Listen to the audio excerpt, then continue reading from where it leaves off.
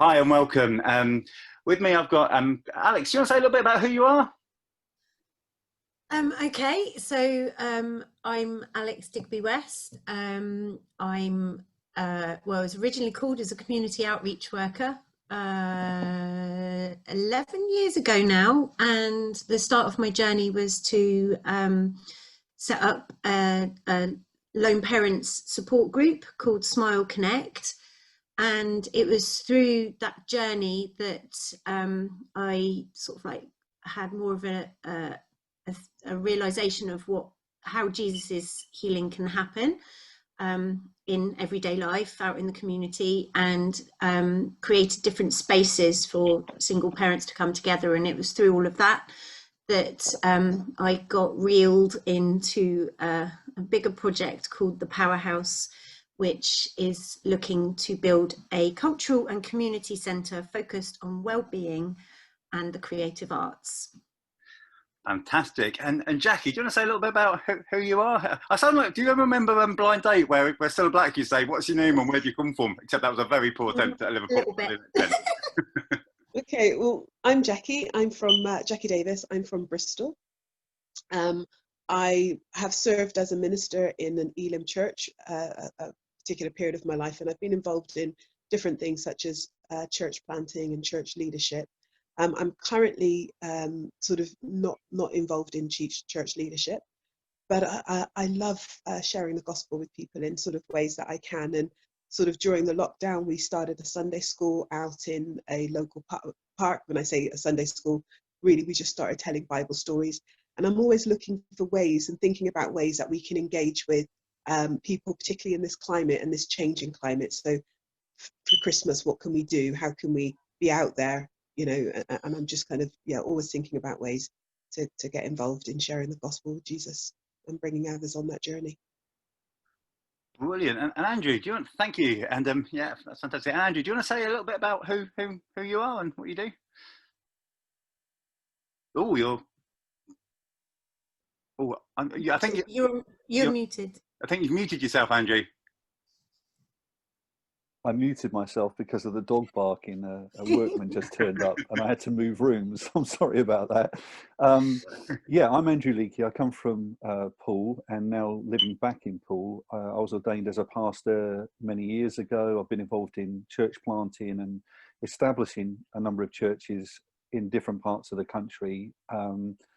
I'm no longer sort of leading a church, but I'm helping to sort of father and have input in a number of churches in Venezuela, in Uganda, and in a very small part of America. So really, I think my main sort of thing at the moment is learning to live as more and more as just a son of the Father for myself, and helping others to live as sons and daughters. That would be my main emphasis right now in whatever the situation is. So yeah, I think that sums up as best I can, but thank you. It's hard when people, it's hard to sum up your entire who you are in for just a few moments on a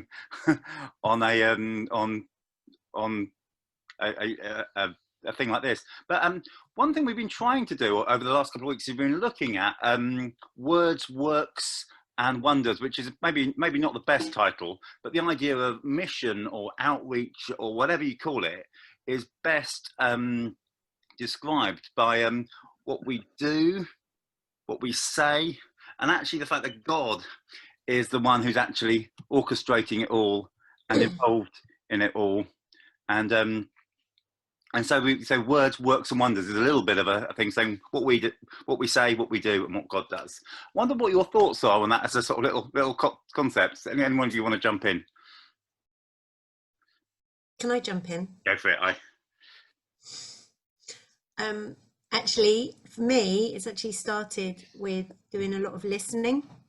So rather than speaking, it's about listening to what is going on in the community, and wandering around. Basically, that's how I've done my work, and where I'm led and who I'm led to, and listening to them and hearing their stories, I suppose, and then out of that, speaking words and doing works. Yeah, I mean, John Stott, who's a fairly famous British theologian and evangelist, said, what was it now? Called it double listening. The idea about listening to God's word, what God says, and listening to God's world, what He's doing there, and actually that that kind of listening is that double listening of both. So, yeah, and I think that's true. Sort of word, you know, because actually we also have this emphasis on the fact that we have to speak. As actually often listening is quite key, and actually to maybe you can listen a lot but only say 2 or 3 things, but actually better to say a little bit that's God ordained than a lot that's maybe just us. And I find sort of like I can be a bit undercover, if you like, and even speak scripture without people knowing that it's scripture, and sort of like just finding the keys to unlock hearts, really. Yeah, I don't know whether the other two find this. Both of us all 3 of us being sort of not exactly former vicars, but maybe undercover or you know, sort of, you know, makes it sound like work for the CIA or something, you know, like sleeper agents or something. Agent. So I think people talk to me now, knowing I was a former vicar, in a way that they wouldn't talk to me and think as a current one. Do you know that sort of idea that, you know? Yeah, I think there's something about the fact that actually not wearing a collar and you're just another ordinary person, but you've had something of that journey, does actually enable something quite interesting to happen. I don't know if that's anything that either of you two resonate with. Jackie, do you want to say anything then? You don't have to. That was just my thought. I just want to give the opportunity first. Yeah, I mean, I find I mix in a completely different circle than I did in my church, you know, when I guess I was serving in leadership. Yeah. And it's not necessarily something which comes up in conversation. But when it does, you know, it often the reaction is interesting. And I've got people who, you know, they'll introduce me as, oh, this is this is Jackie, this is Pastor Jackie or Reverend Jackie. And I'm like, you know, brethren, we just brothers and sisters, you know, we're just friends and things. But I just think actually what's really important for me is we've got to strip away from titles and just be ourselves. Yeah. And for me, when Alix mentioned about kind of listening, that indeed for me is the way that I'm moving now. I'm trying to tune in more to what God is saying and to what God is doing. And in terms of works and wonders, I would add the word whispers and stuff. And, you know, so out of the stuff we ended up doing in a park for a lot of the summer, in terms of the Sunday school, that really came out of a whisper from God, you know. And I'm asking him, what about Christmas? You know, it's not cancelled, but so what's your whisper for Christmas? That, you know, what way can we engage in it? Or do you want us to engage, you know, in it, as we can't do the things that we've done traditionally, or we won't see the traditional church programs that we've had before. And that doesn't come out of me being a former leader. It just that comes out of my desire just to see the gospel shared, to use opportunities like Christmas, which I think there's an open door. And I think particularly now more than ever before, we really get to the heart of the message. It, you know, suddenly all of that material stuff that for years we've been trying to get away from is actually gone, because people don't have the resources and the money. So actually they might be able to hear more clearly the whisper of God in the coming of Jesus in the seed form. So yeah, that's kind of where I'm at in terms of how people might engage with me as a minister. I don't need to put it on a platform. I don't need to raise it in conversation.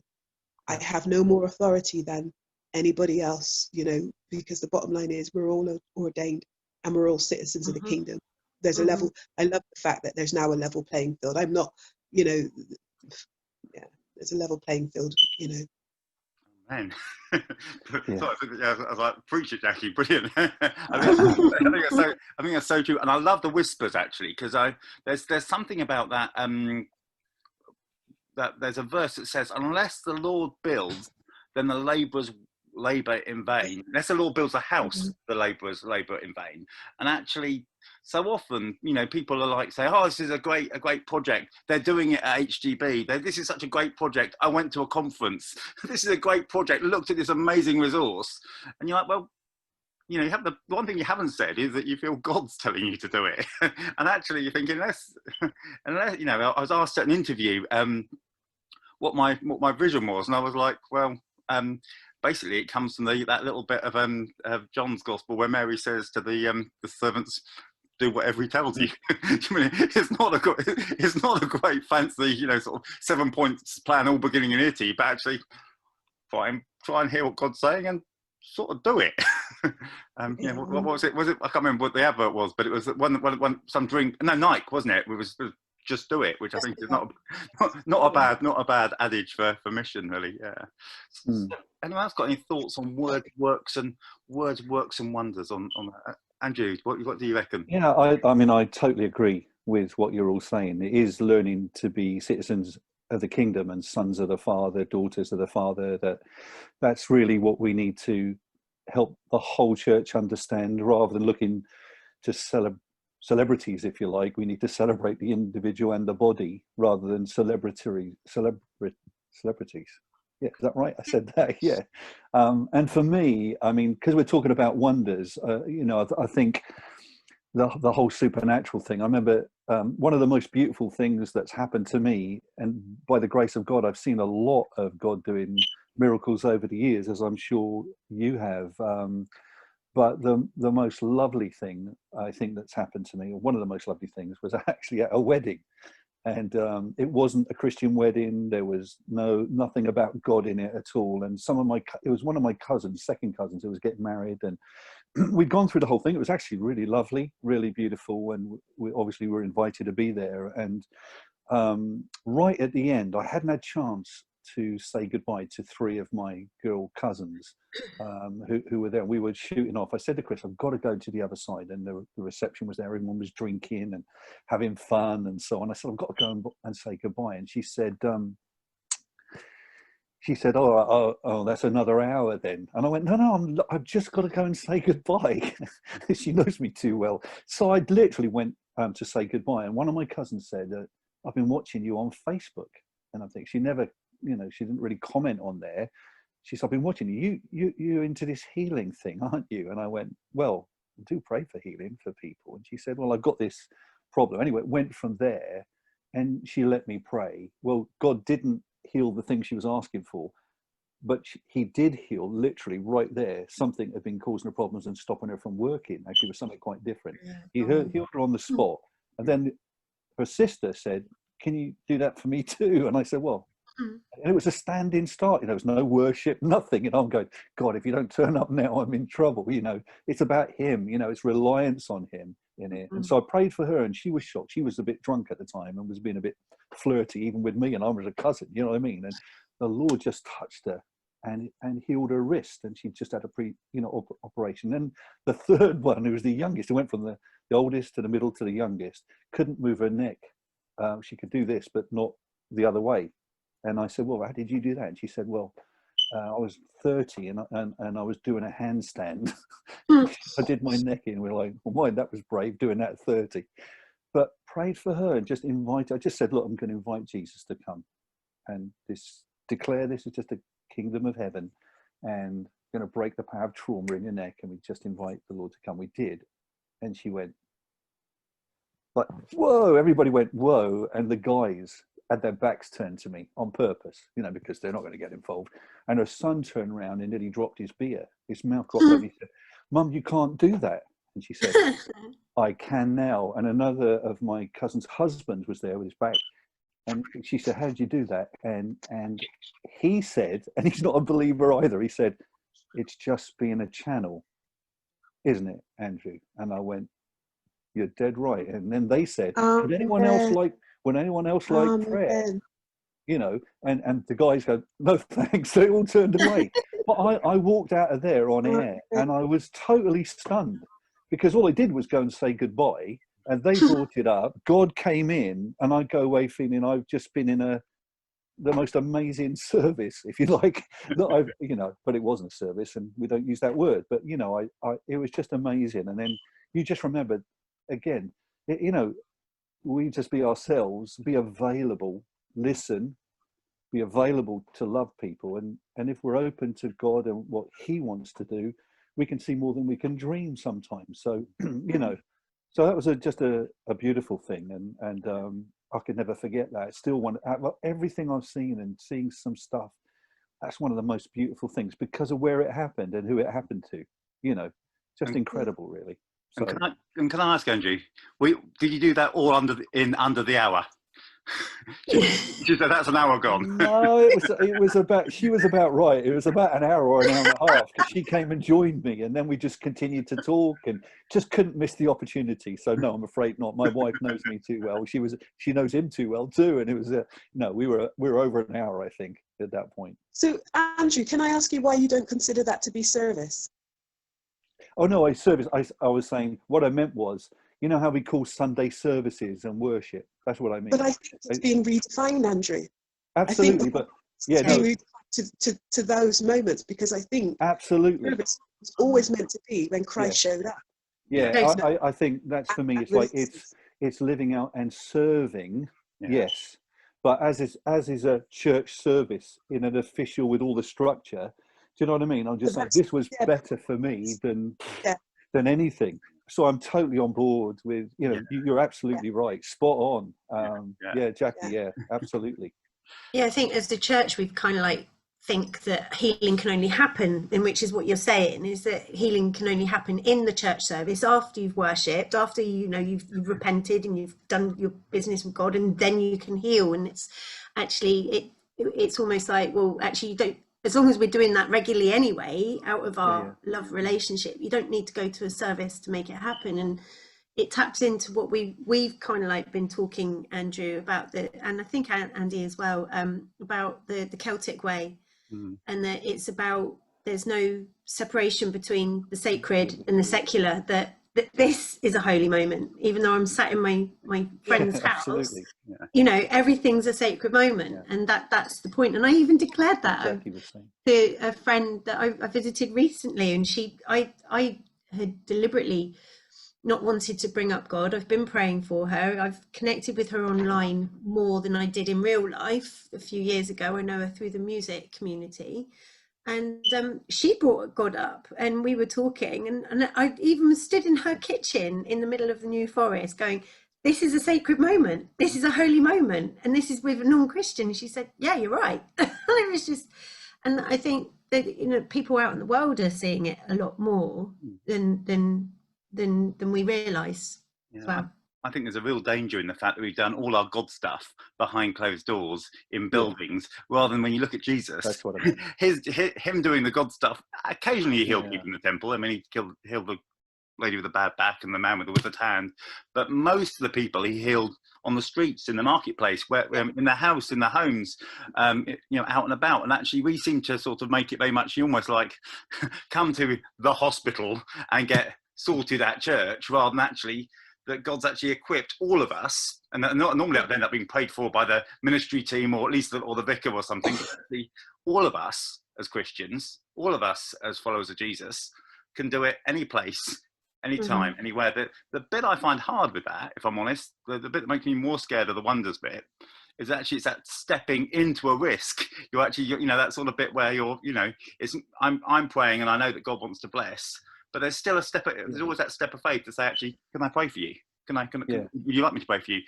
Worried that they might say no, or worried that I might end up, you know. But actually, the more I've done it, the more God's shown up.